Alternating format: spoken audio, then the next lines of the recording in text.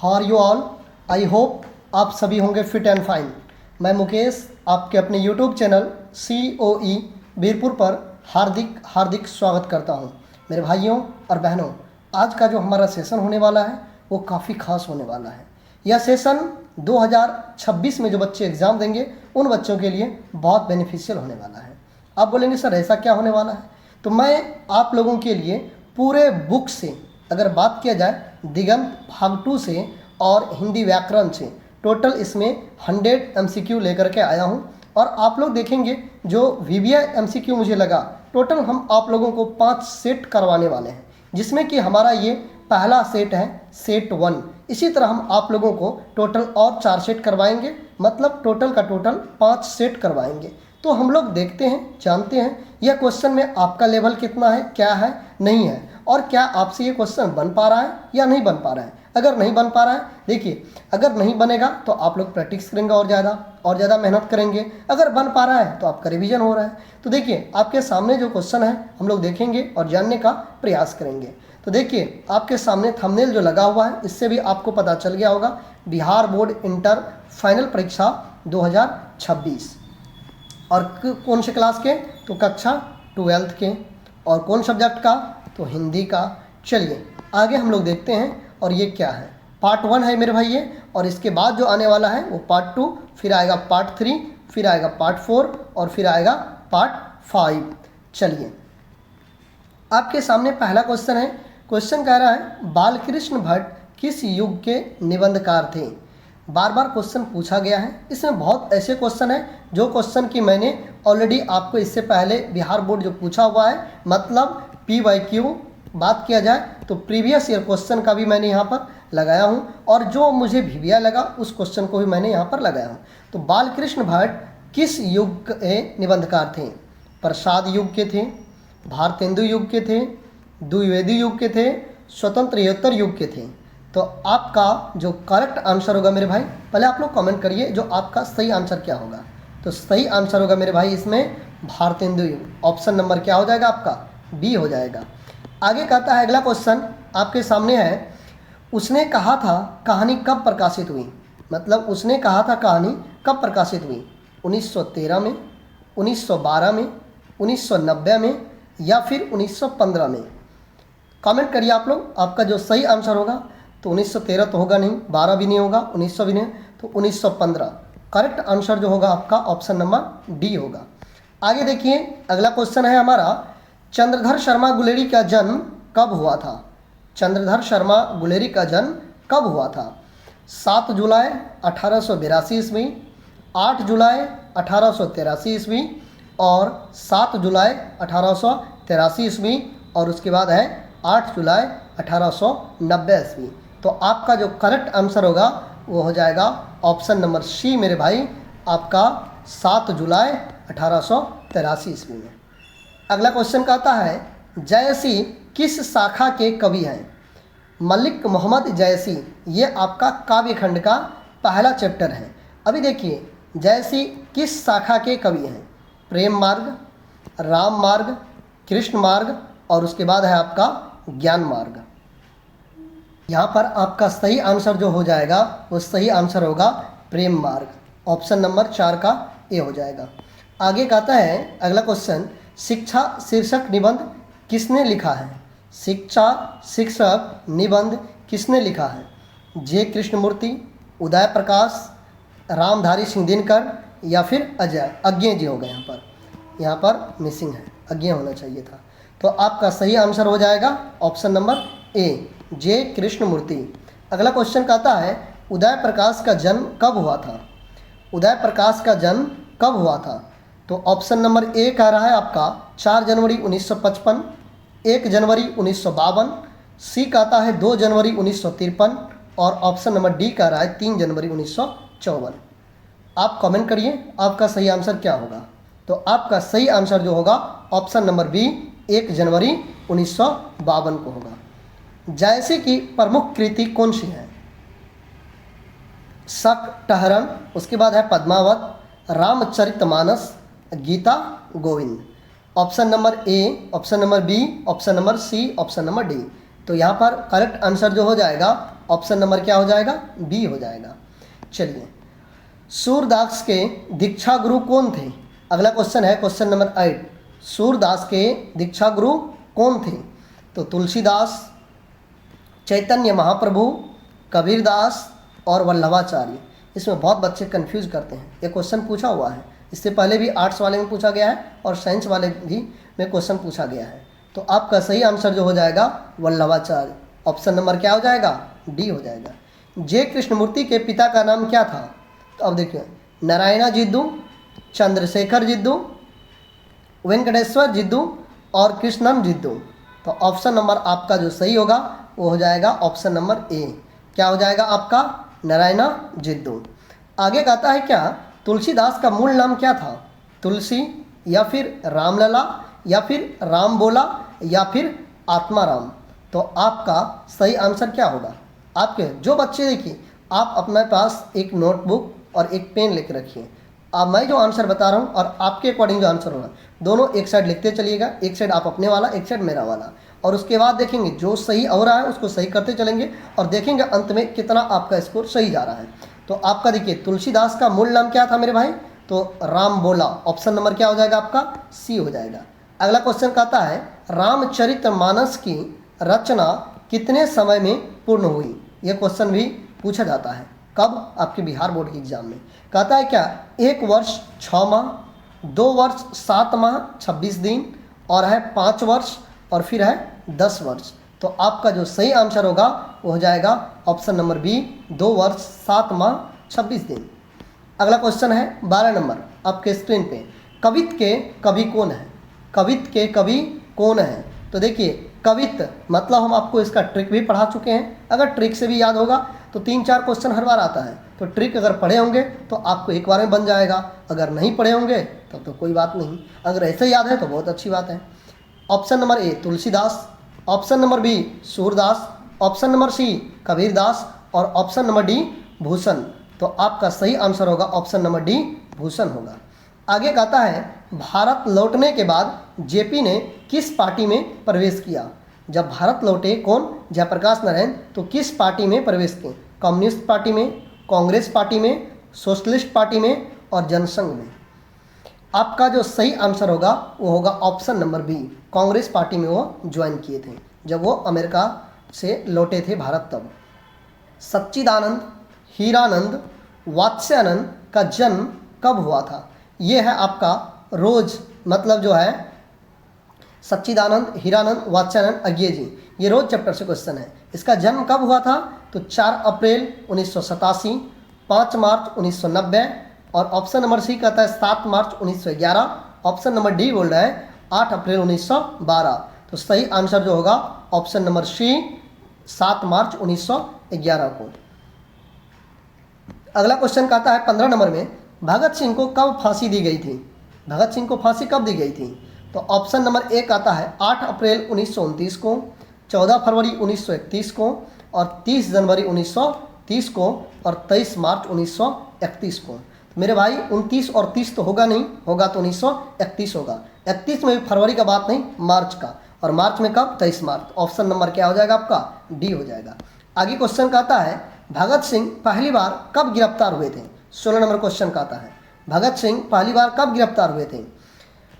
मार्च 1929, मई 1927 और अप्रैल 1928 और जून 1926।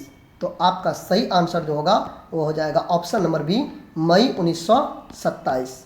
अगला क्वेश्चन कहता है 17 नंबर का, जगदीश चंद्र माथुर को कौन कौन से पुरस्कार प्राप्त हुए? विद्या वारिधि उपाधि, कालिदास अवार्ड, उसके बाद है आपका बिहार राजभाषा पुरस्कार और लास्ट में है उपर्युक्त सभी। तो उपयुक्त यह क्या हो जाएगा? सभी। ऑप्शन नंबर क्या हो जाएगा? डी हो जाएगा। कहते हैं अगला क्वेश्चन, महावन कहाँ से कहाँ तक फैला हुआ था? महावन कहाँ से कहाँ तक फैला हुआ था? तो ऑप्शन नंबर ए नेपाल से Bengal, option number b Champaran से Ganga, option number c Delhi से गाजीपुर और ऑप्शन नंबर डी झारखंड से बिहार। तो आपका हो जाएगा चंपारण से लेकर के गंगा तक। ऑप्शन नंबर क्या हो जाएगा? बी।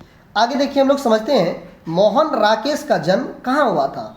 लाहौर में हुआ था, अमृतसर में हुआ था, जालंधर में हुआ था या फिर दिल्ली में हुआ था?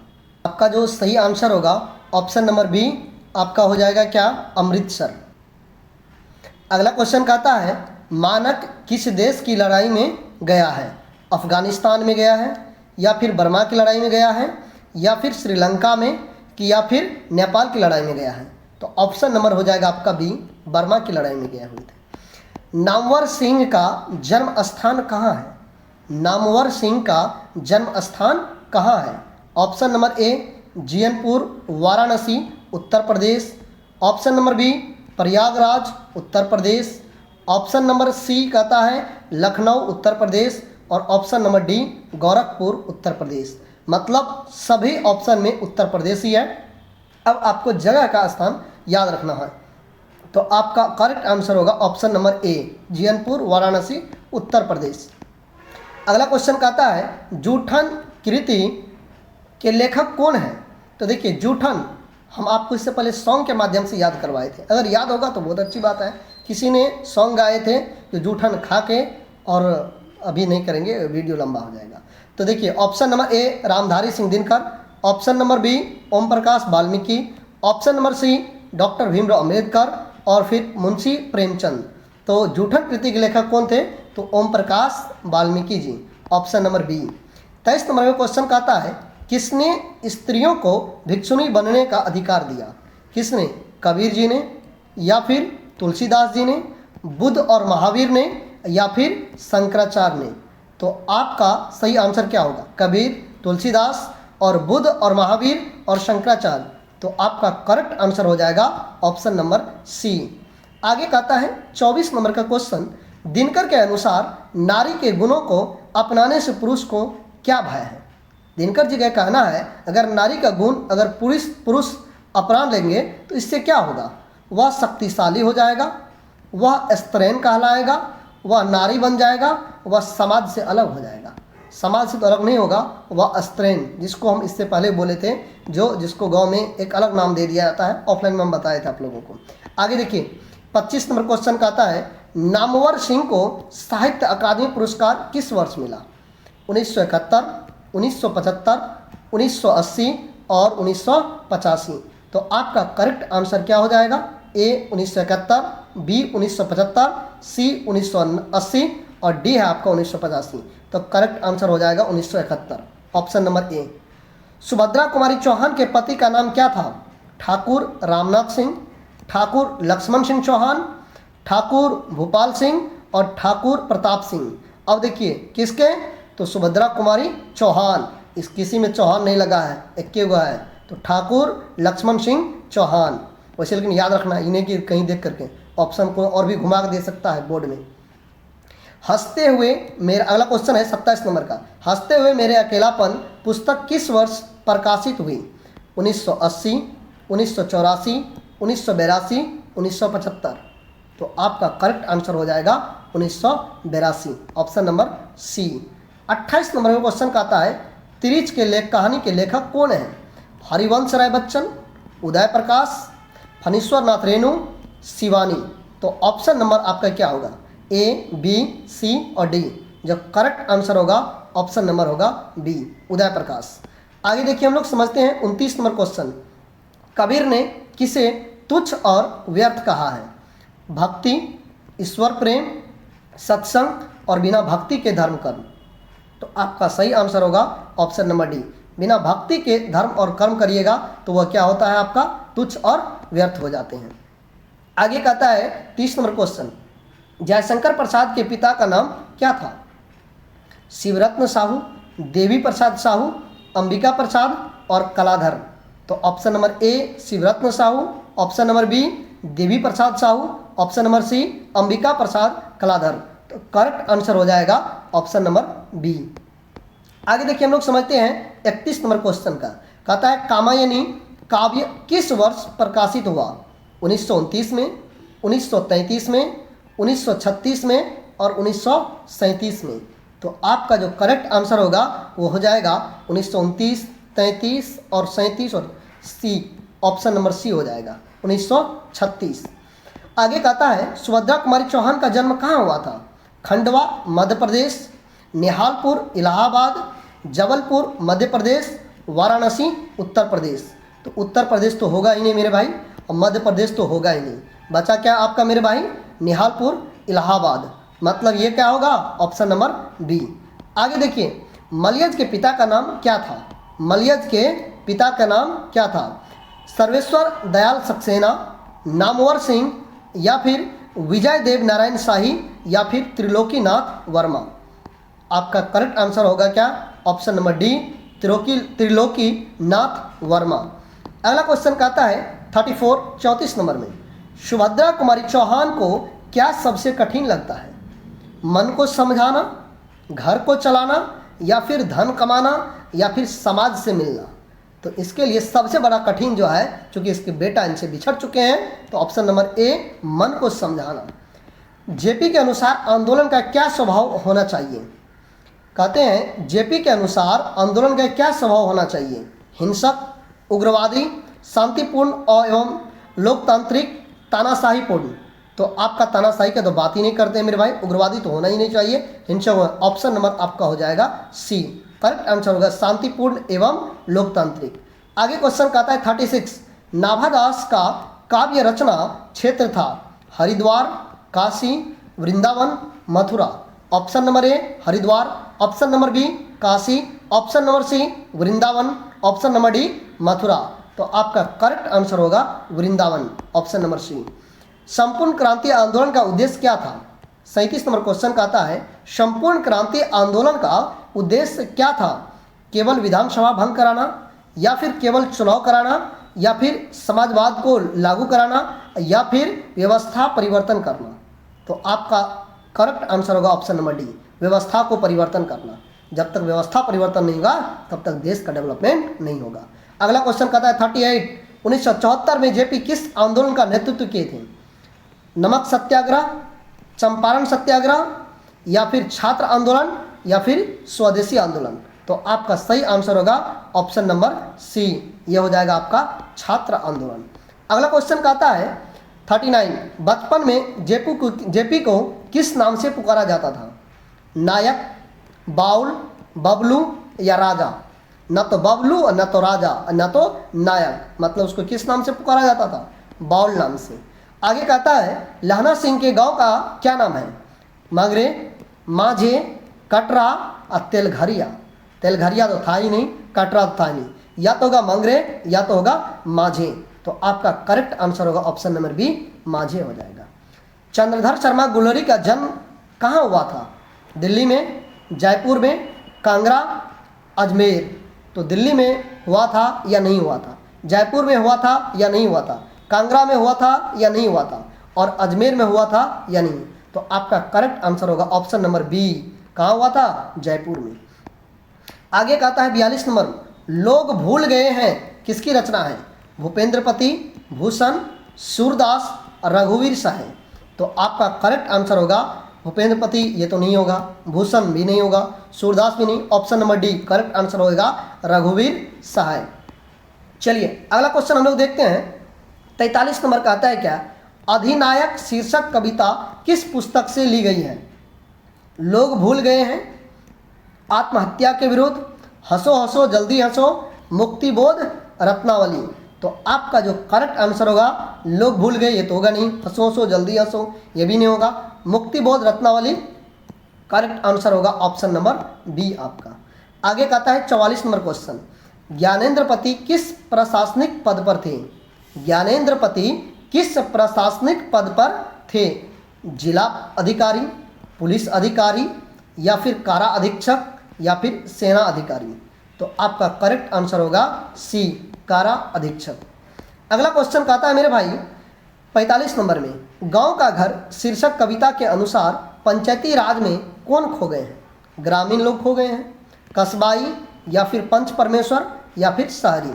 तो आपका जो करेक्ट आंसर होगा, ग्रामीण का तो यह होगा नहीं, कस्बाई होगा नहीं, पंच परमेश्वर, ऑप्शन नंबर सी हो जाएगा। आगे कहता है 46 नंबर, सर्कस को प्रकाश बुलवा शहर से कितनी दूर से आने वाला है? अब कहता है 10 कोस दूर, 4 कोस दूर, 5 कोस दूर, और उसके बाद है 7 कोस दूर। जब गांव का घर ये पढ़ेंगे आप कविता, उसमें आपको पता चलेगा इसमें है 10 कोस दूर की बात किया गया है। तो करेक्ट आंसर हो जाएगा ऑप्शन नंबर ए। अगला क्वेश्चन कहता है 47 में, सुकून की तलाश किसकी रचना है? इकबाल की, शमशेर बहादुर की, या फिर गालिब की, या फिर ज्ञानेंद्रपति की? तो आपका करेक्ट आंसर होगा option number B, Shamsher Bahadur Singh की। अगला क्वेश्चन कहता है कवियों के कवि किस कवि को कहा जाता है? शमशेर बहादुर सिंह, निराला, प्रसाद और पंत। ये क्वेश्चन पूछा हो मेरे भाई, इससे पहले भी ये क्वेश्चन पूछा है। कवियों के कवि किस कवि को कहा जाता है? तो ऑप्शन नंबर हो जाएगा ए, शमशेर बहादुर सिंह। अगला क्वेश्चन कहता है कि आपका पुत्र वियोग में माँ ने किसके भाई से अपने लाल को गोद से नहीं उतारा था? मतलब पुत्र वियोग जो चैप्टर है उसमें किस चीज़ के डर से माँ ने अपने बच्चे को गोद से नहीं उतारे थे? मिट्टी लगने के भय से, कीड़ों के भय से, ठंड के भय से, या इनमें से कोई नहीं? तो आपका करेक्ट आंसर हो जाएगा ऑप्शन नंबर सी, ठंड के डर से वो बच्चे को गोद से नीचे नहीं उतारे थे। अगला क्वेश्चन है आपका जयशंकर प्रसाद किस नाट्य कृति है? जयशंकर प्रसाद की नाट्य कृति है। अगला क्वेश्चन है 50 नंबर में, जयशंकर प्रसाद की नाट्य कृति है। आगे कहता है क्वेश्चन ऑप्शन, ध्रुव स्वामिनी, आषाढ़ का एक दिन, लहरों का राजहंस और कोणार्क। तो आपका सही आंसर जो होगा ऑप्शन नंबर ए, मतलब होगा ध्रुव स्वामिनी। अगला क्वेश्चन कहता है 51 नंबर में, सुनिए अभी है तो बहुत क्वेश्चन, इस तरह आपको 100 तक जाना है।